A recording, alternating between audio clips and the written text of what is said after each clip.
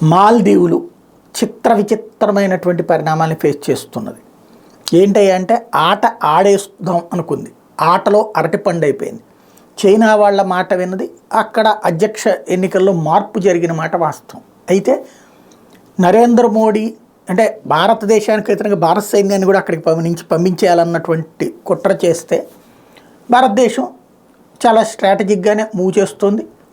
Just మనం ఒక చెయ్యేస్తే ఎట్లుంటుందో దానికి అర్థమైంది. టూరిజంలో హయ్యెస్ట్ టూరిస్ట్ పాపులేషన్ ఉండేది ఇండియాని. మన దగ్గర సంపాదించుకున్న డబ్బుల్లో కొంత టూర్ చేసి వద్దాం అనేటువంటి ఫీలింగ్ ఉన్నవాళ్ళం మనమే ఎక్కువ. అలాంటి కాన్సెప్ట్తో నడుస్తుంటుంది.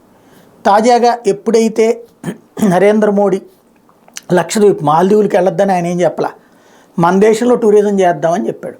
ఒక్క దెబ్బకి కథ మారిపోయింది. దాంతో అక్కడ ఉన్నటువంటి వాళ్ళు కంపు కొట్టేటువంటి దేశం, మురికి దేశం, అక్కడెక్కడ ఇంత అందం ఉంటుంది, ఇట్లాంటివన్నీ మాట్లాడుకొచ్చారు.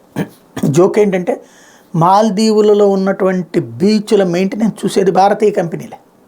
బీచ్ల మెయింటెనెన్స్ చూసేది అక్కడ భారతీయ కంపెనీలే. అది అక్కడ స్పష్టంగా ఉంది. అది తెలియదు అంటే తెలిసినా కూడా నాటకాలు ఆడారు. ఎప్పుడైతే మాల్దీవుల ప్రధానమంత్రి ఇట్లాగా అంటే మంత్రులు ఈ మాట చేయడం, తర్వాత ఆ మంత్రుల్ని సస్పెండ్ చేయడం, ఇవన్నీ చూసి ఇప్పుడు వచ్చేటప్పటికి వాళ్ళ వెబ్సైట్స్ హ్యాక్ అవుతున్నాయి. వాటిట్లలో భారత్ అనుకూల నినాదాలు వస్తున్నాయి. రెండో వైపున వచ్చేటప్పటికి టిక్కెట్లు సర్వీసులు పడిపోయినాయి.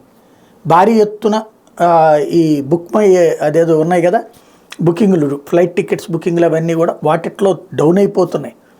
వేటికి అది క్రమంగా జరుగుతున్నటువంటి పరిణామం తట్టుకోలేని పరిస్థితుల్లో ప్రధానమంత్రి చేతులు జోడించినటువంటి ఒక ఫోటో మెన్షన్ చేస్తూ భారతీయ మిత్రులకి క్షమాపణ చెప్తున్నా ఉన్నారు. అసలు సమస్య ఏంటంటే క్విట్ భారత్ లేదా ఇండియా అవుట్ అన్నటువంటి నినాదంతో అధికారంలోకి వచ్చాడు.